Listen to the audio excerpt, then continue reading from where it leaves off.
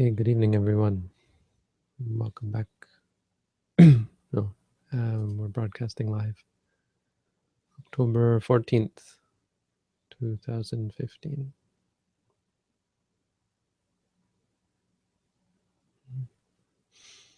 So we have more Dhammapada. This one we have 3 verses.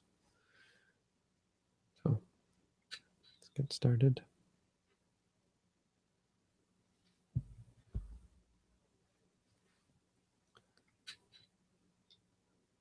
Hello and welcome back to our study of the Dhammapada.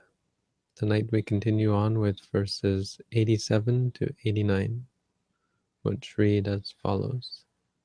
Kanhang dhammang vipahaya sukhang bhaveta pandito Oka anokamaga Oka anokamagama Vivekeya taduramang Tatra biratimicheya hitva kame akinchano Paryodapeya attanang chittaklese pandito Yesang sambodhi angesu samajitang subhavitang Adana patinissage anupadaya yerata Kina savajuti manto te loke parinibuta.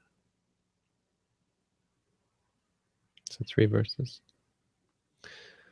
The meaning of which is as follows. Giving up or abandoning black dhammas, vipahaya. Sukhang bhavita pandito, a wise one cultivates white dhammas, cultivates the white. Oka anokama gamma vivekaya tanduramang. Having gone from home to homelessness, one dwells in a solitude that is hard to enjoy, difficult to enjoy.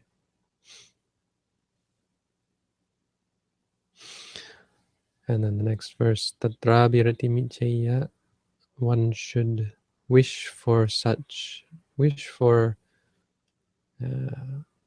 great enjoyment or appreciation of such happiness, having hitva kame akinchano, having destroyed or cut off sensuality. Akinchano means as one who has nothing. Paryodapeya attanang, one should cleanse or purify oneself. Chittaklese pandito, as a wise one should cleanse the mind, one's own mind, of all defilements. Yesang sambodhi angesu,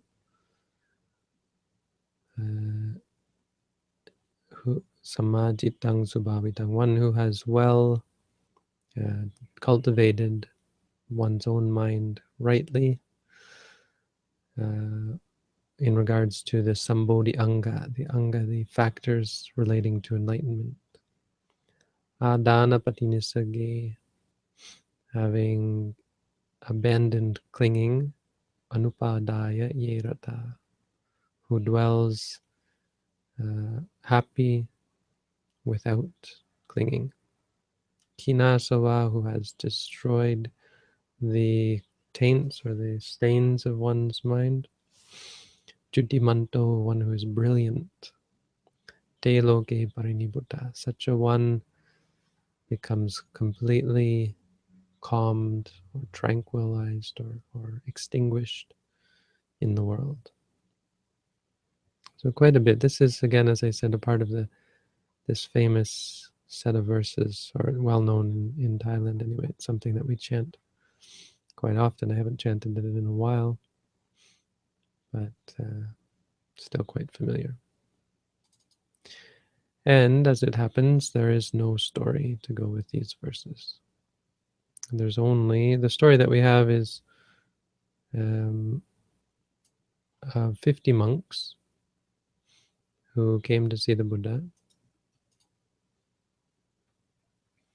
from Kosala.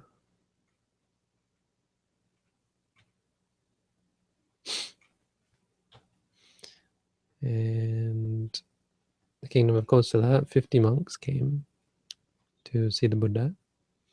And when they got there, the Buddha asked them and had them relate to him the things that went on or their goings on. And then that was it. He taught them this verse. So this is just simply an example of teaching the Dhamma. So now my job is to explain this Dhamma. That's really the key here, because this is one verse that has quite a bit of pith to it, quite a bit of meaning to it. There's quite a bit in here. So let's try and break it into pieces and relate it to our practice. Kanhang Dhamma, the black Dhammas. So we have this black and white. This is common, I guess you could say, imagery that the Buddha used. Black refers to the bad, and white refers to the good. I have a friend who many years ago asked me about this. He said, so did the Buddha have a problem with black, you know? Sorry, this friend of mine was dark-skinned, African heritage. And so he asked me, he said, did the Buddha have a problem with black, with the color black? I mean, why do meditators wear white? And the idea is that white is about purity. It has something to do with purity. But it's quite a charged statement and a charged culture, tradition. Because in India, you know, the idea of light skin was associated with higher caste, or it's actually unclear whether that was truly the case, but there is some sense of that, especially I think after the British, or British were colonized and controlled the country for so long, it seems they may have promoted the idea.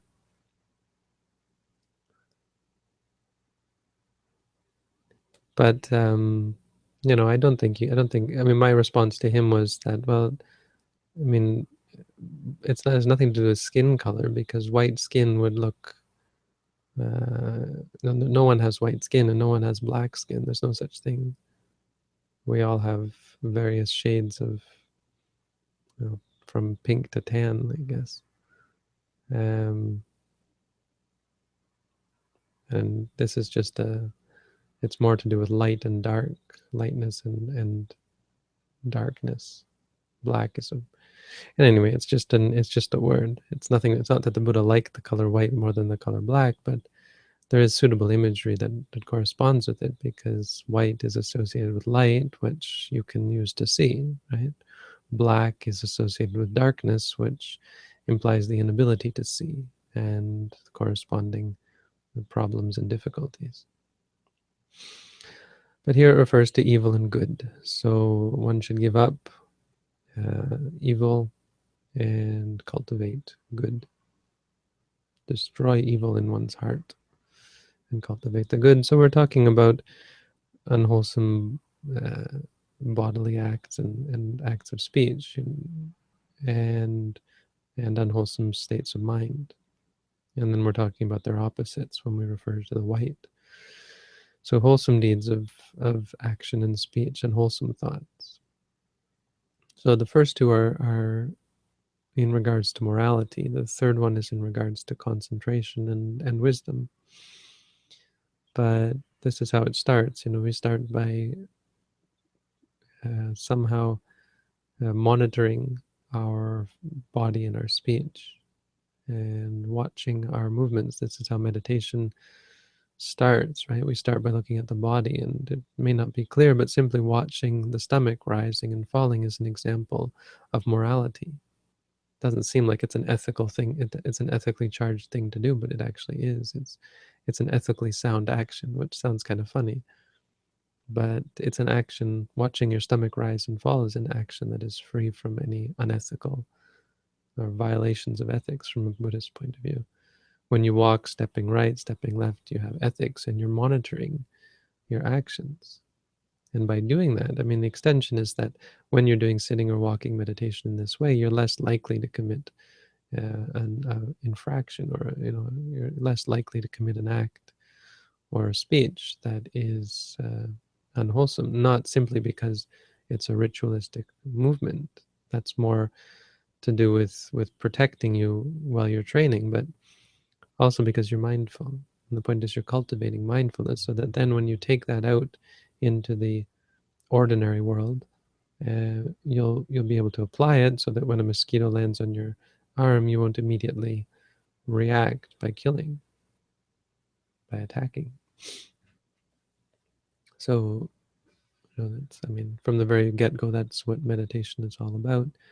And then later on, it begins to affect your mind, begins to change so that you don't even want to kill, want to hurt, want to do these such things. You're more inclined to do good things to help people, as you see how it brings peace and happiness, and how it's just a more efficient and productive thing to do good deeds. Oka no kama gamma. So going from home to homelessness, this is obviously a big part of the Buddhist monastic path. Now, it's not for everyone, but here he is talking to monks, and it is considered a great thing to do. You could also look at this sort of, um, I guess, symbolically, because it refers to, oka is an interesting word. Um, you could think of it simply as going from owning things to not owning things, in the sense of not letting things own you, not identifying with your possessions, because obviously monks would live in huts, and they nowadays live in even houses, or some monks live in apartment buildings and that kind of thing. So it's not the case that they don't have a dwelling. It's that they don't have anything that they call their own. And lay people can do this as well, not in the sense of legally giving up the right to things, but mentally, and in terms of the ego, giving up one's attachment to things and using things, not having things own you in that sense. And as a result of this, one attains a solitude. One's mind isn't constantly um, flitting off to one's belongings. It's hard to find such solitude. The Buddha said hard to enjoy. And he uses this word often, because most of us would like possessions, right? And are obsessed with our possessions and getting more possessions and protecting and maintaining and even just looking at and touching and using our possessions. It's hard to enjoy the solitude of giving things up. Akinchano, which we see in verse number 88, being with nothing. Akinchano means someone who has nothing.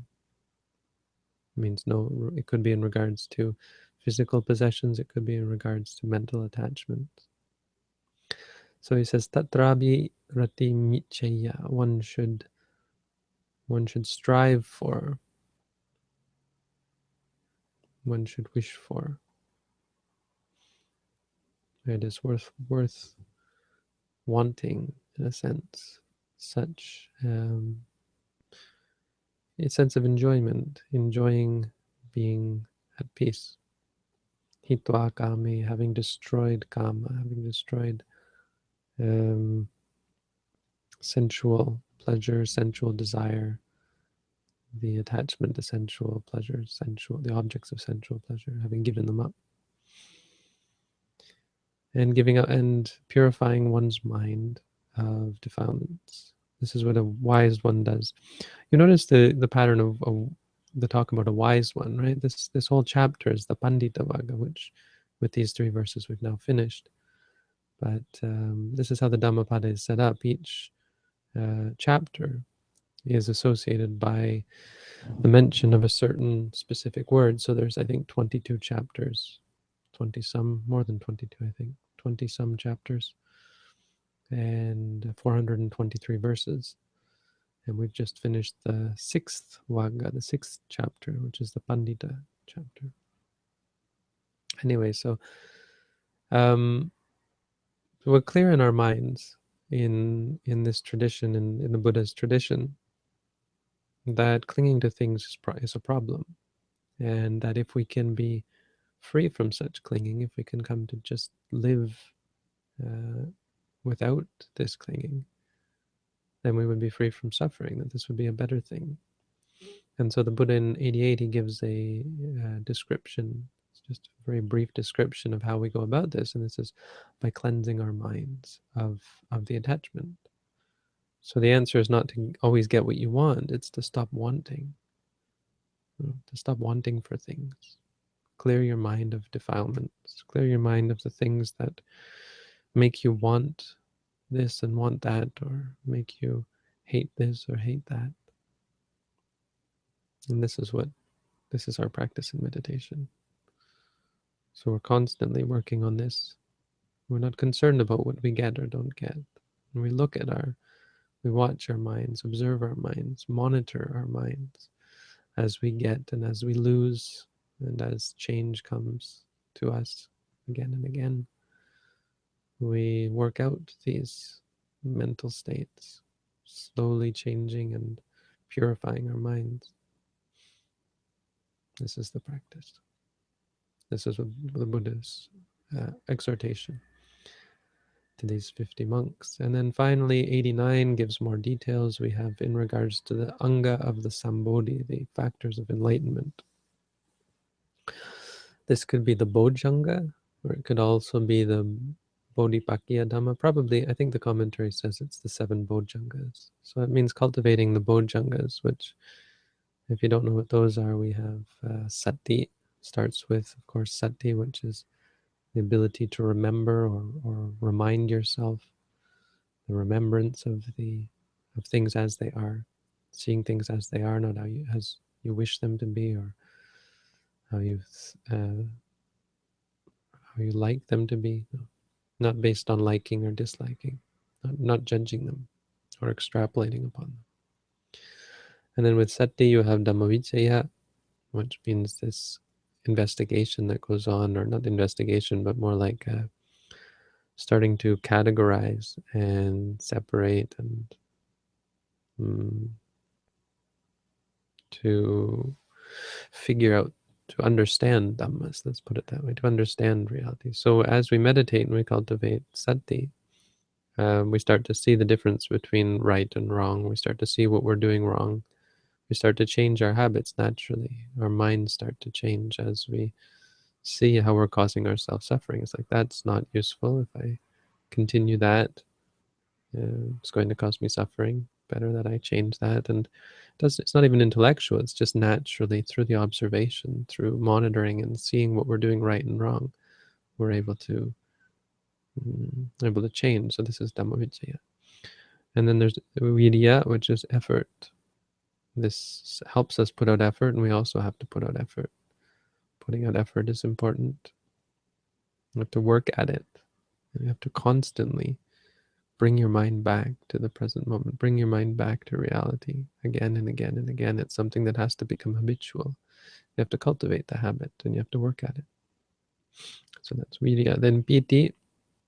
Piti means you have to be, you have to have some kind of stimulation in a sense, or you have to be into it.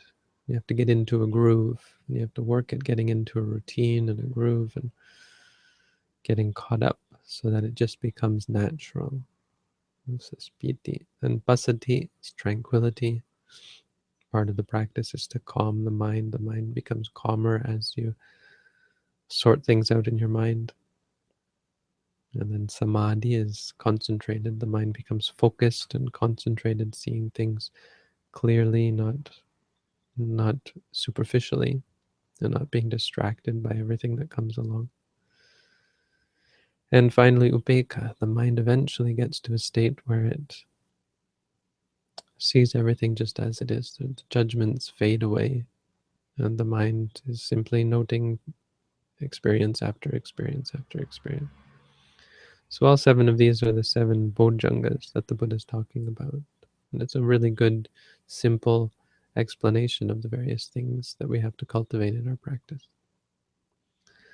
And this is called sammajitang subhavitang, the right cultivation good, well cultivated mind, well and rightly cultivated mind, more or less.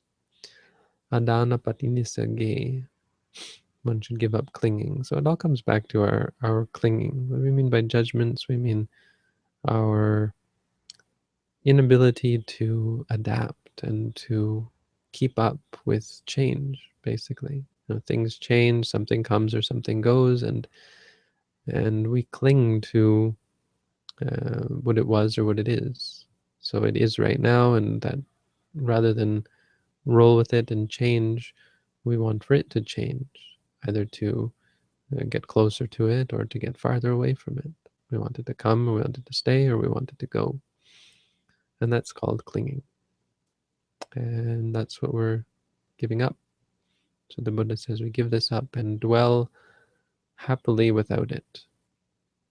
Kinasava, having destroyed the asava, the various taints, which relates back to the defilements that we already talked about. So it's desire for sensuality, desire for becoming, wanting to be this, wanting to be that. Thoughts that arise, hey, it'd be great if I was boss or something like that, president or whatever. And then views of self and so on, all of these things that cloud our mind or cloud our judgment. Jutimanto, brilliant, because one is full of wisdom.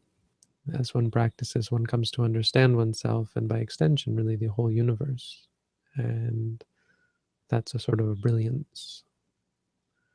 Such a person becomes free. So as a result, it's not just a static state where, okay, now I know, now I understand reality, now what?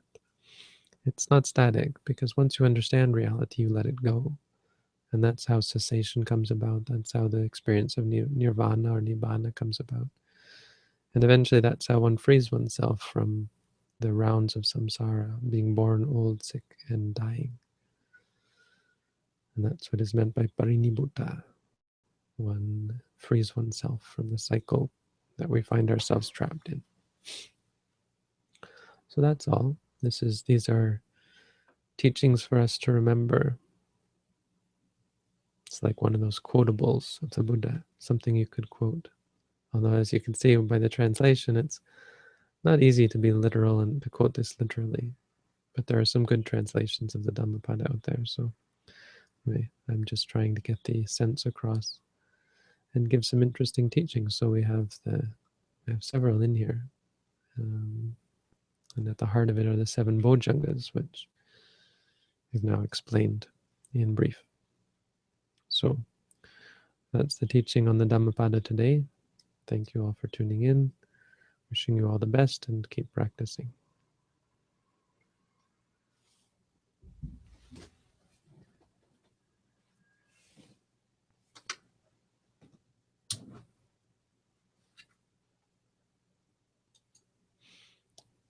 All right, that's that. Do we have any questions? We do. Good. Is a Pacceka Buddha just like a self-taught arahant, or are they more than that?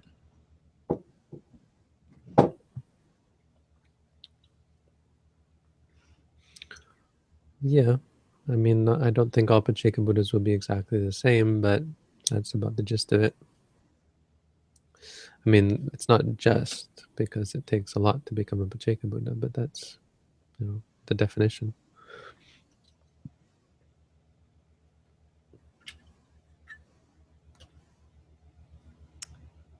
Arahants are always happy, correct? Is it simply that their happiness, or is it simply that their happiness is not dependent on anything? I mean, happiness is a difficult word. Do you mean they always experience a happy feeling? No, that's not the case. But are they always at peace? I would say that that's a better description. The answer is yes. On the other hand, they have physical suffering, but it's only physical. They have no mental suffering until they attain final nirvana, and then there's no physical suffering as well.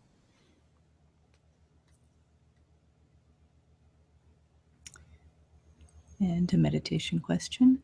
Every few minutes, my eyes would feel painful, and after saying pain, pain, pain for a bit, tears would flow out of them. Is this a common experience? That doesn't usually happen to me. Yeah, it can be related to what we call piti. Tears is common in that sense. It can come from concentration, but the body does strange things. It's showing you what my teacher would say. He said, "You see that? You know what that tells you? Impermanence." That when you said that this hasn't, he'll say, does it feel strange? Who's it back, me? He'll say, and he said, ka, anicang, impermanent. That's really it, you know. It's the sense of strangeness, like, oh, it never happened to me before, is helping cultivate this sense of flexibility that is an important part of insight meditation. So that sense of flexibility is going to be important in terms of, I mean, it's an important part of the progress, and it's going to increase as you get further on. You're going to be surprised and thrown off guard, and the practice is to cultivate the flexibility to be able to just see the new experience as it is rather than reacting to it.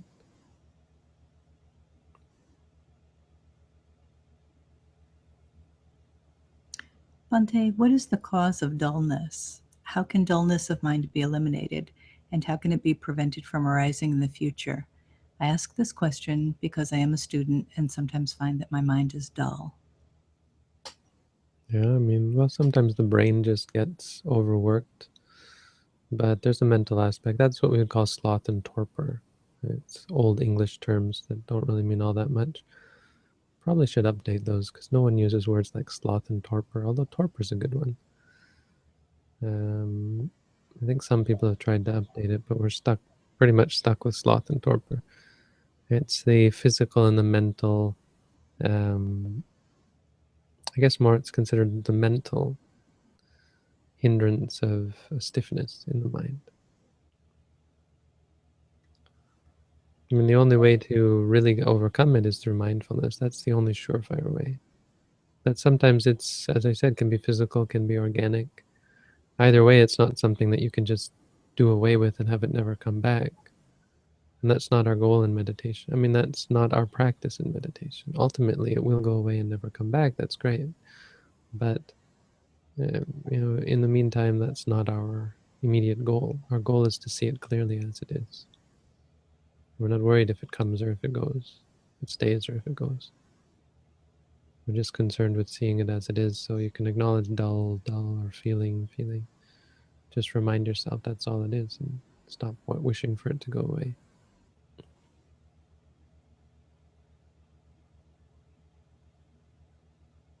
Bhante, is sloth on the physical side and torpor on the mental side, or is No, it? they're both mental. I think it's. I mean, the commentary does funny things like this, but it's interesting. It says Tina, I think, is the mind, is is in the mind, and Mida is in the mental concomitants.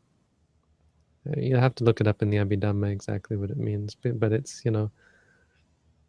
I don't know. They get so technical sometimes, but they're both mental. Neither one is considered physical. Okay, thank you. Bhante, good evening and thank you for your time.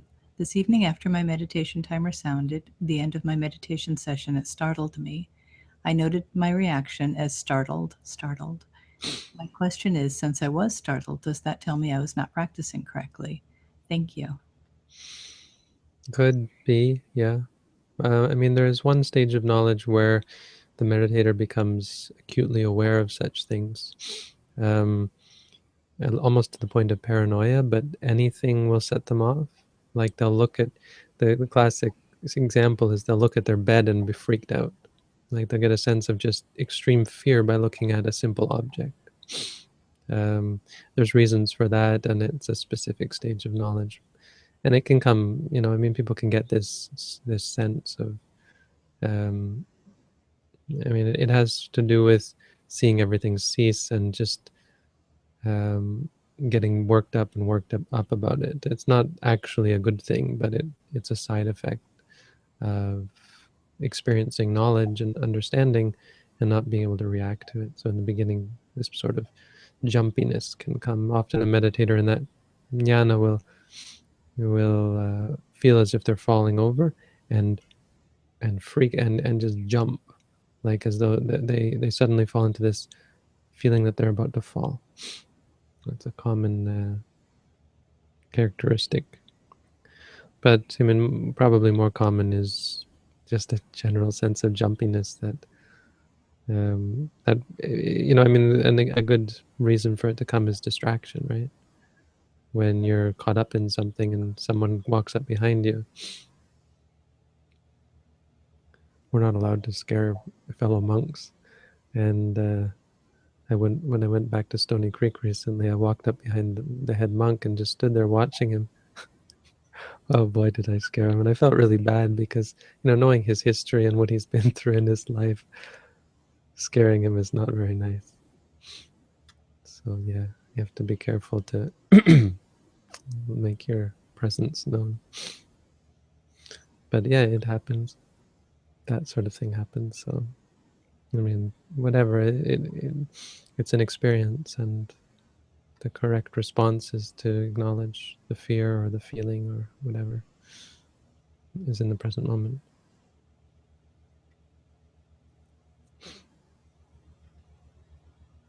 Hello, Bante. If I help someone out and they pay me for it, is there still good karma?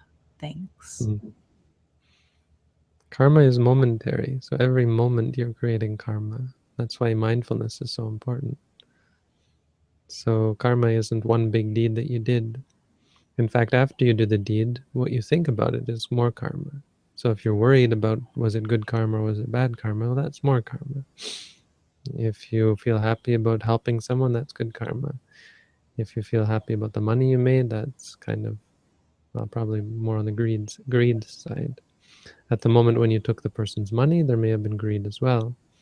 Economics is very, very, of course, it's very subtle and not something that's going to lead you to hell or anything, but most economic transactions are greed based. You even when you write up someone a bill, I would say there's a fairly likely unwholesomeness associated with that, but it's very minor and very small. It's just this is why an anagami can't do it. They can't charge people. There was this anagami who just sat by the side of the road and said, "Take what you want and leave what you think it's worth," because he couldn't put a price tag or tell people you must pay this or this is how much. He just said, take it and help me live so I can, basically what a monk would say. Speaking of, tomorrow I'm going for alms, my first alms round in, well, since I've been here anyway. So I think they just called actually.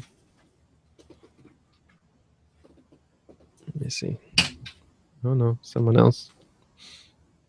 I think it's the Vietnamese monk in Toronto. Anyway, I'll call him back later. But she called tonight and they live downtown. It's this Laotian family, couple. And we were talking about it and they said, "Oh no, I don't want to. We don't want to make it hard on you." And I said, "But this is the way the Buddha would have it. So it's a proper thing to do, at least until it gets really cold. But tomorrow should be fine." So I'm going to take a bus downtown to their house, and bring my bowl and get food for the day. So that's kind of neat.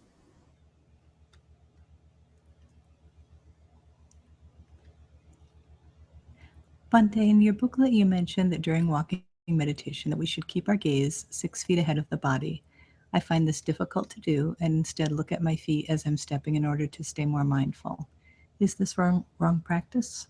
Thanks, Bante. Yeah, there are problems with it. Again, tricks are not a good idea in general. There's no reason why looking 6 feet out should make it difficult to be mindful, except, it probably does for many people because we're not accustomed to this. But like any training, it's something you just have to work at. It's better to keep your eyes away from the object. Otherwise, your mind is more focused on the eyes. You're not more mindful, you're just more focused, and it's not helpful for the practice. It's much more helpful to put your eyes somewhere where they're not gonna, where they're not gonna get you in trouble. And that's really the best place is 45-degree angle, because if you look up, well, they're gonna get you in trouble. And if you look down at your feet, again, they're gonna get you in trouble. So no, I wouldn't recommend it, and you're just gonna have to. I mean, we're always looking for tricks, how I can be more quote unquote mindful, but it doesn't make you more mindful. It's just a trick that makes you more focused, and that's not really useful. It makes you tricky. It makes you look for tricks. How I can make it easier. I'm not trying to make it easier. It's really hard, and that's that's a part of it. It's no cheat. It's kind of like cheating, really. You have to do the difficult thing.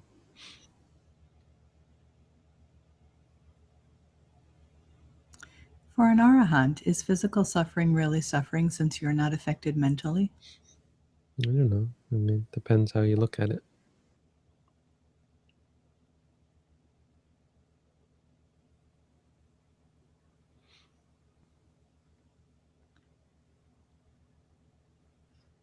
Is there a commentary for the Jatakas? Yes, the Jataka, the commentary is the stories, although there's also a word commentary, so I think it explains, yeah, there's an explanation of each of the verses, like word by word, just like with the Dhammapada. But those have never been translated either for the Dhammapada or the Jataka, because it's hard to translate. You're dealing with poly etymology, and it's not really all that useful to translate a lot of it. But we do have the stories translated, and they're on sacred-texts.com.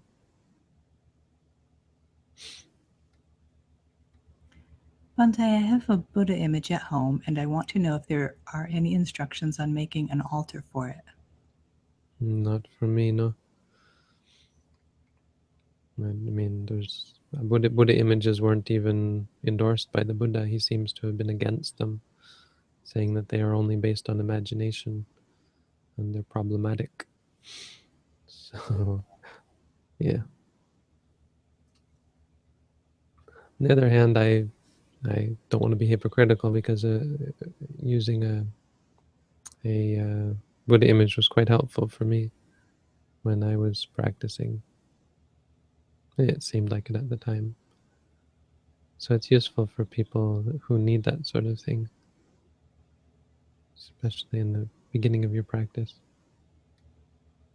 The Buddha didn't seem very interested in them. So, I mean, it just means there's no sense that we would ever have any instruction on how to build an altar. There are some customs, though, like keeping it higher up, not putting it on the floor, that sort of thing. Yeah. Don't put it on a subway card. Sorry.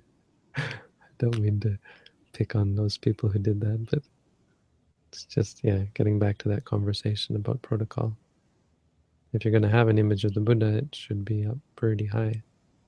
So maybe the highest shelf or whatever. Yeah.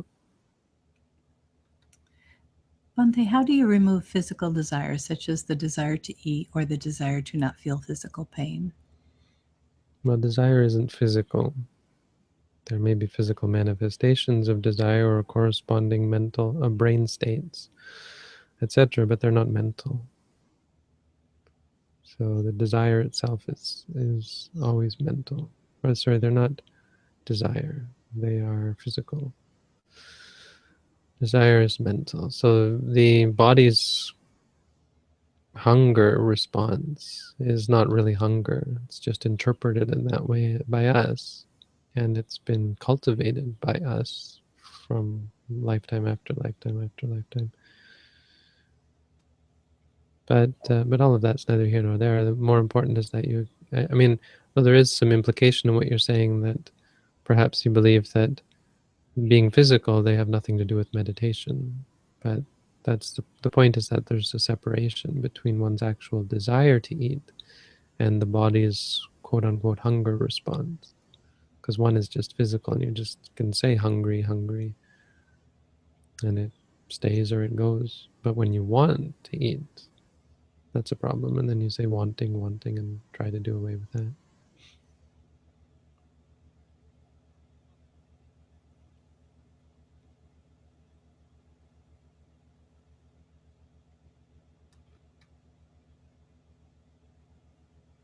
Would arahants scratch themselves? I don't see why not. I mean, they wouldn't be disturbed by itches, but you know.